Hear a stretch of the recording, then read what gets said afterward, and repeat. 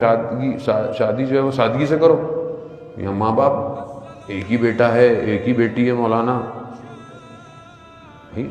آپ مانتے کس گھر کو؟ باقی سب اپنی مرضی. تو یہ کتنا تضاد ہے معاشرے میں، یہ تضاد ہے. اسی لیے تو مشکلات ہیں آج معاشرے میں. محترم آپ یہ دیکھیں نا، تضاد ہے، پھر ہماری زندگیاں خراب ہوتی ہیں. آج معاشرے میں جو ناچاکیاں، اختلافات، ڈائیورس کا ریشیو، یہ کیوں ہے؟ کیونکہ ابتدا پاک نہیں ہے. اب قرض لے کے کرو، یہ لے کے کرو، سامنے والے بھی ویسے ہی ہیں. وہ بیٹے کا رشتہ لینے جائیں گے تو پتہ نہیں بیٹے کو پڑھایا تھا، پتہ نہیں کیا کیا تھا، سارا بیٹی والے گھر والوں سے لیں گے. معاشرہ ایسا ہو گیا ہے. اور پھر خدا نہ خواستہ کوئی بیچاری غریب آ جائے تو ساری زندگی تانے.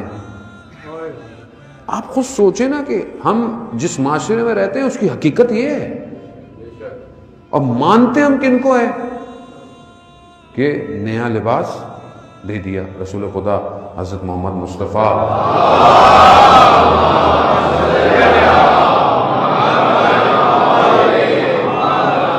آئے تشریف لائے، بیٹی کو دیکھا تو لباس پرانا پہنی ہے. کہا بیٹی نیا لباس؟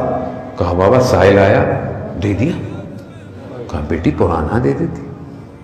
کہا بابا آپ سے بھی ایک دفعہ کسی نے مانگا تھا، آپ نے اپنا پیراہن اتار کر کمبل اوڑھ کے گھر آئے تھے. میں آپ کی بیٹی ہوں، میں آپ کی بیٹی ہوں. عزیزان محترم، اب یہ سادگی، میں یہ نہیں کہتا کہ خدا نے جو آپ کو وسعت دی ہوئی ہے یا بہرحال آپ کو ایک معاشرے میں استطاعت دی ہوئی ہے آپ وہ نہ کریں، لیکن سادگی ضروری ہے. جتنا آپ سادگی سے کریں، آپ کے پاس بہت زیادہ پیسہ ہے تو آپ ان پیسوں سے کئی اور لوگوں کی شادیاں کروا دیں. کوئی، کیونکہ مشکل یہ ہے کہ ہم لوگ دنیاوی، میں اپنی بات آپ کو نہیں خدا نہ خواستہ دنیاوی ہو گیا ہوں. کیوں ہو گیا ہوں؟ ہر چیز کا فائدہ کیا ہے؟ کیا فائدہ ہو اگر کسی کی مدد کر دیں، کسی کی ہیلپ کر دیں. انفاق ہے نا، دینا ہے نا. روایات تو کہتی ہیں ایسے دو کہ دائیں ہاتھ کو بھی خبر نہ ہو کہ بائیں ہاتھ سے دیا گیا ہے. ایسا دو. اب یہ فائدے تبھی ہوں گے جب ہم ان کی معرفت کریں گے.